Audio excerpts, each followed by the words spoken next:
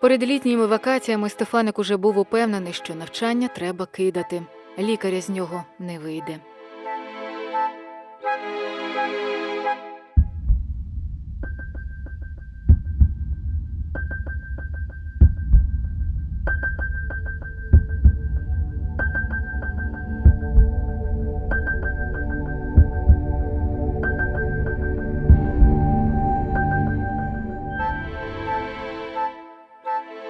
Куди тепер їхати із Кракова, в якому проведено майже 8 років молодечого життя? Додому?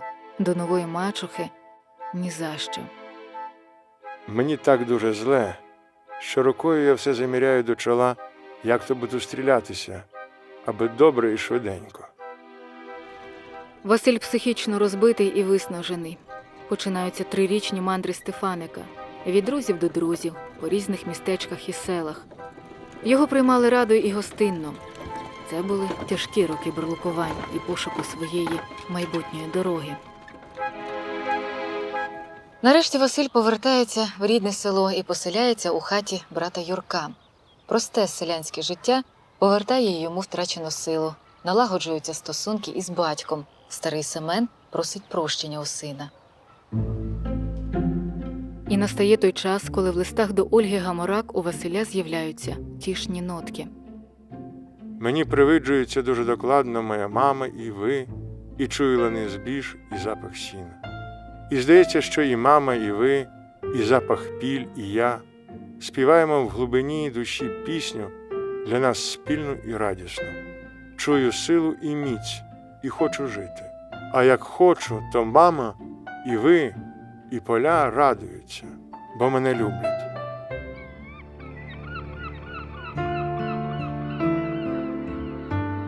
А 1903 року Василь Стефаник у складі делегації галицьких діячів культури вирушає на велику Україну.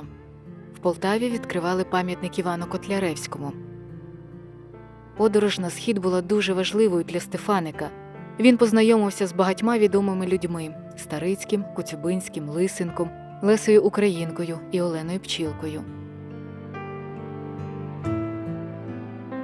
Василь відвідав могилу Шевченка у Каневі і написав про це Ользі.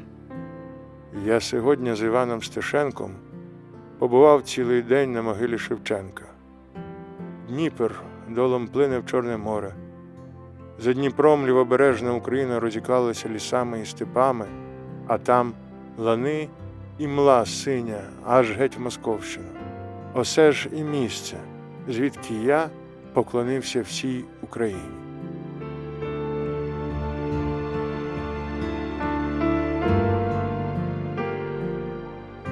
Василеві йде 33-й рік. Час приймати рішення щодо власної долі і родини. Він зближається з Ольгою. Вона чекає дитину, її вагітність стає помітною, і щоб не завдавати болю батькові, вона виїжджає до сестри Ганни Данилович у Тернопіль.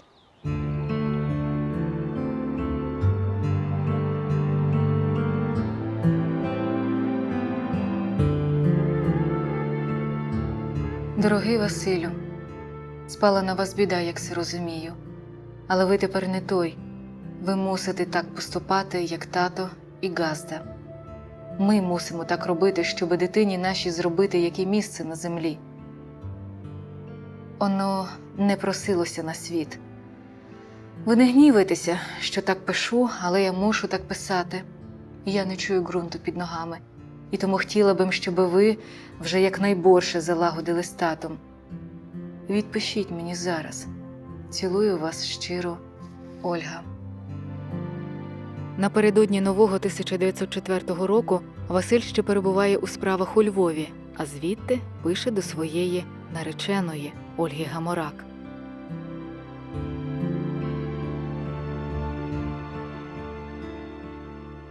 Я цілу ніч не спав, а все думав за то, як ви виглядаєте тепер, і хотів вас зараз видіти. Навіть уложив їм собі вночі, аби ви приїхали на добу до Львова. І дитина мене цікавить, і спокою не дає. Чи здорова буде, чи розумна. коби я її міг зараз побачити. Або її, або вас. 26 січня 1904 року у Львові відбулося весілля Василя Стефаника та Ольги Гаморак. У церкві Святого Юра, де проходило вінчання, Франко тримав корону над головою молодих і співав «Ісайя, ликуй». Потім молоді залишилися у Львові ще на тиждень. Через місяць, 1 березня, Ольга народила Стефаникові першого сина. Його назвали Семеном на честь діда.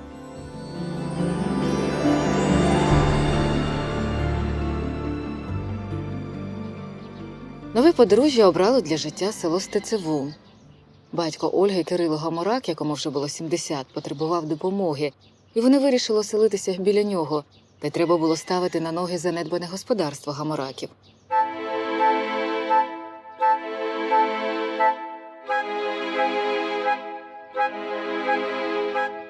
– 1906 року, хворіючи на запалення мозку, вмирає Євгенія Калитовська. Вона мусила вмерти, бо годі жити з такою бурою в серці. Такими словами проведжає Стефаник свою нездійсненну, ідеальну любов. Минає час. В родині Василя Стефаника підростають вже 3 синів. Батько кличе Василя назад до Русова. Обіцяє дати 18 моргів поля і помогти поставити хату. Після смерті Кирила Гаморака з 1910 року Стефаники перебираються до Русова усім сімейством і будують тут великий будинок під бляшаним дахом на дубових підвалинах. 1905 року виходить 3-я збірка Стефаника «Моє слово», але він більше не пише новел. Живучи в селі, Василь Стефаник знову поринає у політичну і громадську діяльність. 1908 року Василя Стефаника обирають послом до Віденського парламенту. Цю виборчу посаду Стефаник обійматиме 10 років, аж до розпаду Австро-Угорської імперії. Посол останнього скликання. А читачі чекали його творів. Коцюбинський волав до нього із далекої України. Не треба нам вашої політики. Пишіть новели. Стефаник ще повний сили, зайнятий господарством і службою, часто виїздить до Відня. А в хату закрадалося лихо, дружина Ольга злягла. Протягом усієї осені Василь привозив до неї і снятина свого друга, лікаря-кушнірщика. Та Ольга Гаморак-Стефаник померла на початку сніжної зими 1914 року на 43-му році життя.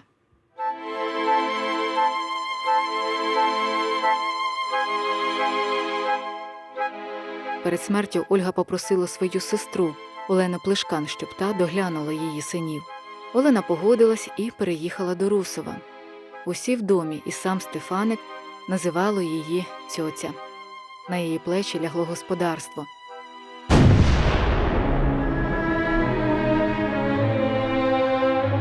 Перша світова війна відтіснила сімейне горе Стефаників. Його заглушили гармати. Війна відбувалася на теренах цілої Європи, а в Західній Україні вона була найтяжчою. 2 імперії ділили українські землі. Галичина і Буковина кілька раз переходили з рук в руки, і за кожну імперію виставляли українських мужиків.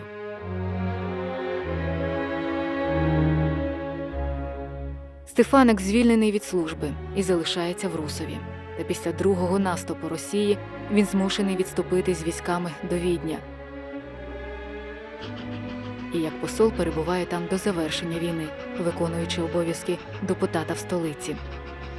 Він мешкає у віденському готелі в одному номері з найкращим українським журналістом Ярославом Веселовським. Ярослав просто жити не дає Стефанику. Пиши, пиши. Одного разу між ними дійшло до сварки, яка закінчилась такою умовою. Веселовський на цілу ніч залишає кімнату, має купити горілки і щось їстівне, а Стефаник мусить до ранку написати новелу. Коли Веселовський з'явився на ранок в номер готелю, застав Стефаника блідого і змученого на смерть. Підлога вкрита шматками паперу, на столі кілька акуратно списаних аркушів. Це була новела «Діточа пригода». Так почався другий період у творчості Василя Стефаника після майже 15-літнього мовчання. По війні Василь Стефаник повернувся до Русова. Його важко пізнати. Він постарів, посивів, змарнів. Як і в інших односельців, господарство зруйноване, скрізь злидні і біда.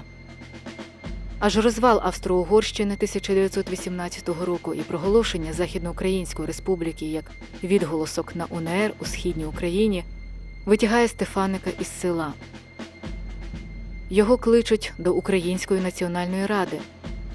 1919 року, як член Галицької делегації, Стефаник їде на свято Соборності Східної і Західної України, що відбулося 22 січня в Києві. По дорозі туди й назад він бачить, що в Україні панує хаос. Це жахає Стефаника. Перечуття, на жаль, не обманули письменника. Через деякий час Східну Україну займають більшовики, а Західну Україну окуповують польські війська. Тепер в новелах Стефаника все гостріше звучить тема єдиної України. Його друкують навіть в радянській Україні. Це був дуже недовгий період українізації. Микола Скрипник закликає Стефаника до співпраці. Йому пропонують почесне звання академіка ВУАН, виділяють досмертну пенсію, відзначають його ювілей. Але Стефаник відчуває, що за все це доведеться продати душу. А продаватися він не звик. Василь Стефаник відмовляється від звання академіка і пенсії, а 33-го року публічно і гостро виступає проти штучного голоду в Україні.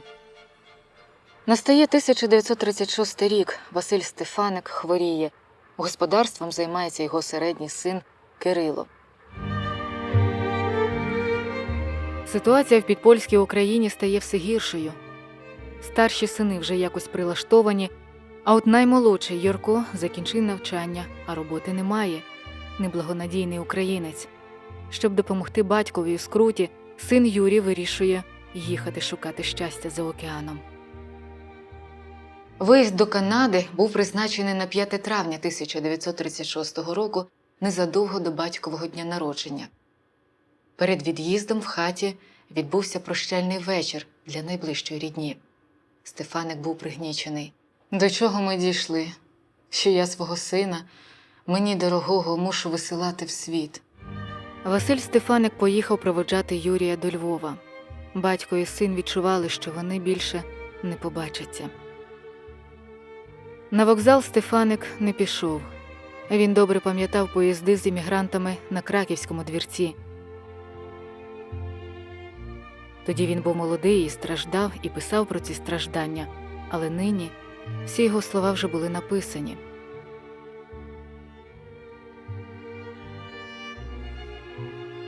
Син поїхав в далеку дорогу, а дорога Стефаника вже прямувала у вічність.